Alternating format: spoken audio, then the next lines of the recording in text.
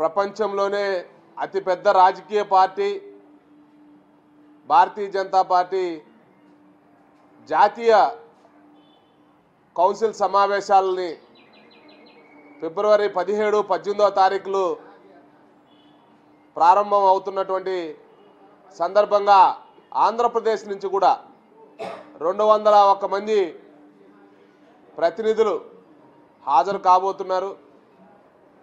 దీంట్లో బీజేపీ రాష్ట్ర అధ్యక్షురాలు గారు శ్రీమతి పురంధేశ్వరి గారు, మాజీ ముఖ్యమంత్రి వర్యులు కిరణ్ కుమార్ రెడ్డి గారు, జాతీయ కార్యదర్శి సత్యకుమార్ గారు, పూర్వ అధ్యక్షులు సోమవీర్రాజు గారు, అలాగే మా ప్రాంతానికి సంబంధించిన ఎంపీలు, మాజీ ఎంపీలు ఎవరైతే ఉన్నారో వాళ్ళందరూ కూడా ఈ యొక్క మహాసభలకి ఆంధ్రప్రదేశ్ నుంచి కూడా పెద్ద ఎత్తున తరలి వస్తున్నారు. వీటి నిర్వహణకు సంబంధించి ఆంధ్రప్రదేశ్ కన్వీనర్గా నేను వ్యవహరిస్తున్నాను. దేశంలో సుమారు 7,000 మంది ప్రతినిధులకు ఆహ్వానాలు అందాయి. ఈ యొక్క ఆహ్వానాలు అందినటువంటి వారు మాత్రమే అనుమతించబడతారు. ఇప్పటి వరకు భారతీయ జనతా పార్టీ సాధించినటువంటి విజయాలు ఏవైతే ఉన్నాయో, ఆర్థిక సంస్కరణలు ఏవైతే ఉన్నాయో, అయోధ్య భవ్యమైనటువంటి మందిర నిర్మాణం సాధన ఏదైతే ఉందో, లేకపోతే ఈ రాష్ట్రంలో పేదరికాన్ని 28% తొలగించినటువంటి గొప్ప విజయం ఏదైతే ఉందో, లేకపోతే ప్రపంచానికే మానవ వనరుల్ని పెద్ద ఎత్తున మానవ వనరుల్ని అందజేసేటువంటి స్థాయికి ఎదిగినటువంటి భారతదేశంగా రూపాంతరం చెందినటువంటి నేపథ్యంలో ప్రపంచంలోనే ఏ సమస్య వచ్చినా పరిష్కార మార్గం కొరకు ఒకప్పుడు అగ్రరాజ్యాలుగా చెప్పుకునేటువంటి అమెరికా లాంటి దేశాల వైపు చూసేటువంటి పరిస్థితి నుంచి భారతదేశం వైపు, భారత ప్రధాని వైపు చూసేటువంటి పరిస్థితి తీసుకురాగలిగినటువంటి గొప్ప పరిపాలనా దక్షకుడు నరేంద్ర మోడీ గారు ఈ యొక్క మహాసభలో కార్యకర్తలను ఉద్దేశించి మాట్లాడతారు. రాబోయే రోజుల్లో భారతీయ జనతా పార్టీ కార్యకర్తలు ఎన్నికలకు ఏ విధంగా సన్నద్ధం కావాలి, వచ్చే 5 సంవత్సరాలు విజయం సాధించిన తర్వాత మనం సాధించబోయేటువంటి లక్ష్యాలు ఏవైతే ఉన్నాయో వాటిని ప్రజలందరూ కూడా ఏ విధంగా door to door, heart to heart అర్థం చేసే విధంగా కార్యకర్తలు పనిచేయాలనేటువంటి విషయం మీద మార్గదర్శనం చేయబోతున్నారు. ఈరోజు దేశంలో ఒక గొప్ప వాతావరణం ఉంది. సుమారు 400 పైచిలుకు స్థానాలు భారతీయ జనతా పార్టీకి ఏకపక్షంగా వచ్చేటువంటి పరిస్థితులు కనబడుతున్నాయని ఏ సర్వే ఎత్తుకున్నా కూడా ఘోషిస్తున్నటువంటి వైనాన్ని మనం గమనించాం. అదే క్రమంలో ఈ దేశంలో రామరాజ్యం అయితే వచ్చింది, ఆంధ్రప్రదేశ్లో కూడా రామరాజ్యం రావాలని చెప్పి ఆంధ్రప్రదేశ్ ప్రజానీకం అంతా కూడా ఉత్సాహం చూపిస్తున్నటువంటి వైనం. ఆంధ్రప్రదేశ్లో అద్భుతమైనటువంటి ఒక మ్యాండేటరీ, ఒక నవ యువకుడికి అయినటువంటి జగన్మోహన్ రెడ్డి గారికి 2019లో ఇచ్చినప్పటికి కూడా సద్వినియోగం చేసుకోలేక తను కరప్షన్ ఏదైతే ఉందో దానిలో మునిగి తేలిపోతున్నటువంటి వైనం. రాష్ట్రంలో భూములు దోచుకునే విషయం మనందరికీ తెలుసు. అయినా ఎన్నికల నోటిఫికేషన్ ఇంకొక 15 రోజుల్లో ఉంది అనగా ఇప్పుడు కూడా భూ సంతర్పణ పెద్ద ఎత్తున చేసేటువంటి పరిస్థితులు మనం గమనిస్తున్నాం. వైకాపా నాయకుల కోసం ప్రత్యేకంగా తను ఈ మధ్య కాలంలో కొన్ని జిల్లాల కలెక్టర్లని ఎంచుకుని వేసుకోవడం జరిగింది. ఆ ఎంచి వేసినటువంటి కలెక్టర్లు ఎవరైతే ఉన్నారో కింది స్థాయి అధికారుల మీద ఒత్తిడి పెట్టి వైకాపా ప్రభుత్వానికి అనుకూలంగా డీకేటీ పట్టాలను ఇచ్చేటువంటి అసైన్డ్ భూములకు సంబంధించినటువంటి పందేరం చేయాలనేటువంటి ఉద్దేశంతో అసైన్డ్ కమిటీలన్నీ కూడా ఏర్పాటు చేస్తున్నారు. ఇది చాలా బాధాకరమైనటువంటి విషయం.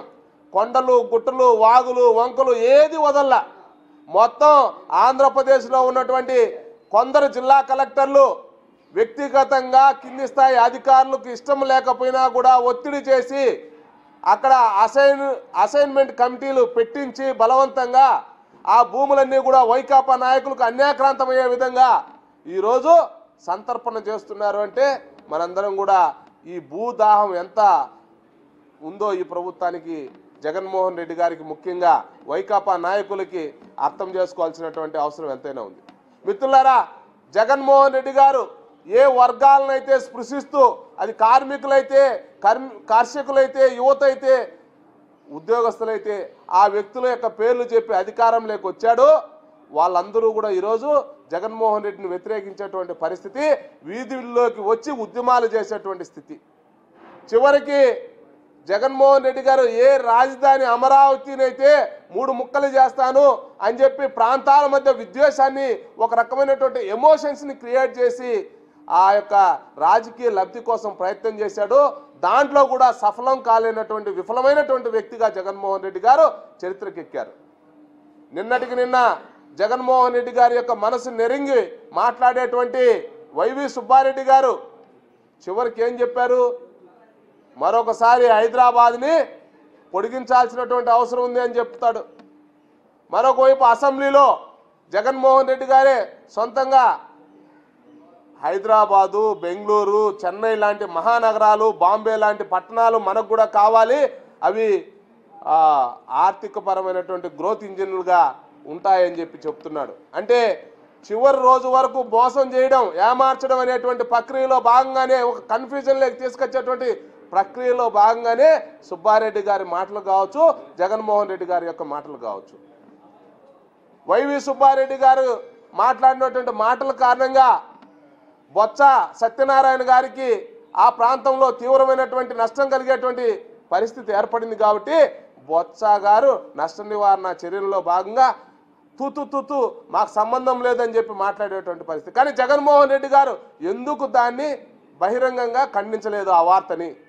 జగన్మోహన్ రెడ్డి గారి యొక్క బాబాయ్ అయిన రాజకీయ పరిణితి చెందినటువంటి వైవి సుబ్బారెడ్డి గారు ఎంతో రాజకీయ దక్షత ఉన్నటువంటి వ్యక్తి, అవాకులు చవాకులు పేలడు మిగతా వాళ్ళలాగా. అలాంటి వ్యక్తి వచ్చి తను హృదయంతో మాట్లాడాడు. ఇది ఆంధ్రప్రదేశ్ సగటు ప్రజలకు అవమానం కలిగించేటువంటి, తన యొక్క చేతకాని ప్రభుత్వాన్ని పరోక్షంగా ఒప్పుకున్నటువంటి సంఘటన వారి నోటి గుండా మనందరం కూడా చూడడం జరిగింది. జగన్మోహన్ రెడ్డి గారు 2019లో అమరావతికి కట్టుబడి ఉంటామని చెప్పాడు. అధికారంలోకి వచ్చిన తర్వాత లేదు అమరావతిని 3 ముక్కలు చేస్తామని చెప్పాడు. దానికి కూడా ఒక అర్థం ఉంది. ఎందుకంటే 2019 ఎన్నికల ముందర ఆర్థిక ప్రయోజనాలు ఎవరైతే హైదరాబాద్ బేస్డ్గా రియల్టర్స్ ఉన్నారో వాళ్ళందరికీ మేలు కల్పించడం కోసమే అమరావతిని చంపేశాడు. అమరావతిని ఒక శ్మశానంగా మాట్లాడారు బొత్స సత్యనారాయణ, లేకపోతే ఇతర మంత్రులందరూ కూడా. ఆయన వైజాగ్ని అభివృద్ధి చేస్తాము పాలనా రాజధాని కంటే, దానికి కూడా ఒక ఆర్థిక రకమైనటువంటి ప్రయోజనం వెనకలు దాగి ఉంది. జగన్మోహన్ రెడ్డి గారి యొక్క సొంత భూములు 6,000 ఎకరాలు విశాఖపట్నం దగ్గరలో ఉన్నాయి కాబట్టి వాటి యొక్క విలువ కూడా పెంచుకున్నాడు. ఈ రెండు పెంచుకోవడమే కాకుండా రాయలసీమ ప్రజలతో కూడా కొంత చెలగాటం అంటాడు. రాయలసీమకు రాజధాని న్యాయ రాజధాని అని చెప్పాడు. కానీ భారతీయ జనతా పార్టీ కూడా సహకరిస్తాము, కేంద్రంలో మా ప్రభుత్వం ఉంది, నువ్వు ప్రపోజల్స్ పంపి అంటే ఈ రోజుకి కూడా హైకోర్టు విషయంలో మోసం చేశావు రాయలసీమ వాళ్ళ అందరినీ కూడా, రాయలసీమ ప్రజానికాన్ని. రాయలసీమ వాసిగా చెప్పుకునేటువంటి అర్హత కూడా లేదని చెప్పి జగన్మోహన్ రెడ్డి గారి పట్ల ఈరోజు రాయలసీమలో ఉన్నటువంటి సగటు రాయలసీమ వాదులు, రాయలసీమ ప్రజానికం అంతా కూడా ఇలాంటి వ్యక్తిని మనం ఎన్నుకున్నాం. చివరికి మనకు జీవనాధారమైనటువంటి డ్రిప్ ఇరిగేషన్ కూడా రాయితీలు ఇవ్వలేనటువంటి దుస్థితిలో ఈ ప్రభుత్వం, ఈ పాలన ఉందని చెప్పి భావిస్తున్నటువంటి నేపథ్యంలో పూర్తి స్థాయిలో అధికారం కోల్పోతామనేటువంటి భయంతో జగన్మోహన్ రెడ్డి గారు ఈరోజు రకరకాలైనటువంటి విన్యాసాలు వేస్తున్నాడు. ఆయన పెత్తందారులకు, పేదలకు ఒక రకమైనటువంటి పోటీ. గతంలో ఎన్నికల సందర్భంలో ఢిల్లీతో నాకు పోటీ అన్నాడు. ఈరోజు ఇంకొక రకమైనటువంటి స్లోగను పెద్దలు, పెత్తందారులు, పేదలు అనేటువంటి మాట. ఎక్కడ పట్టినా సిద్ధం అనేటువంటి పోస్టర్లు పెడుతున్నాడు. అంటే ప్రజలందరూ కూడా నిన్ను పంపించడానికి సిద్ధంగా ఉన్నారు, నువ్వు మాత్రం సిద్ధం అని చెప్తున్నావు, ఎందుకంటే జైలుకు పోవడానికి సిద్ధమా అని చెప్పి ప్రజలందరూ కూడా ఆ పోస్టర్ చూసిన ప్రతి సందర్భంలో భావిస్తున్నారు. ఎన్నికలకు సిద్ధంగా లేదు మా దృష్టిలో, నువ్వు ఎన్నికల్లో ఓడిపోయిన తర్వాత జైలుకు పోవడానికి సంసిద్ధత వ్యక్తం చేస్తూ పెట్టుకున్నటువంటి పోస్టర్లుగా ప్రజలందరూ కూడా భావిస్తున్నారని జగన్మోహన్ రెడ్డి గారికి చెప్తున్నాం. జగన్మోహన్ రెడ్డి గారు ఒకటి మాత్రం వాస్తవం, ఆంధ్రప్రదేశ్కి చేసినటువంటి ఇతోధికమైనటువంటి సహాయం కేంద్రంలో బీజేపీ, రాష్ట్రాల్లో బీజేపీ ఉన్నటువంటి రాష్ట్రాలకు కూడా ఇంత సహకారం ఎప్పుడు అందల. ఇది వాస్తవం, లెక్కలతో కూడా చర్చించడానికి సిద్ధంగా ఉన్నాం. నువ్వు ఈరోజు నెల జీతాలు ఇవ్వాలంటే కూడా కేంద్రం యొక్క దయాదాక్షిణ్యాల మీదే అనేటువంటి విషయం అర్థమైంది. కానీ జగన్మోహన్ రెడ్డి గారు మాత్రం ఇప్పుడు ఎన్నికలు దగ్గర పడుతున్నటువంటి నేపథ్యంలో రకరకాలైనటువంటి కేంద్రం మీద నెపాలు నెట్టేటువంటి పరిస్థితికి వస్తున్నాడు. దీని మీద కూడా ప్రజలు జాగ్రత్తతోటి ఉండాలని చెప్పి తెలియజేసుకుంటూ భారతీయ జనతా పార్టీ రాబోయే రోజుల్లో మా యొక్క ఉద్యమాలను మరింత వేగవంతంగా క్షేత్రస్థాయిలో ప్రజలను చైతన్యవంతం చేసేటువంటి అంశాలను తీసుకోబోతుందని కూడా చెప్తున్నాం. జాతీయ కౌన్సిల్ సమావేశాల్లో ఒక సమగ్రమైనటువంటి రాజకీయ వ్యూహాలని కూడా నిర్ణయించడం జరుగుతుంది.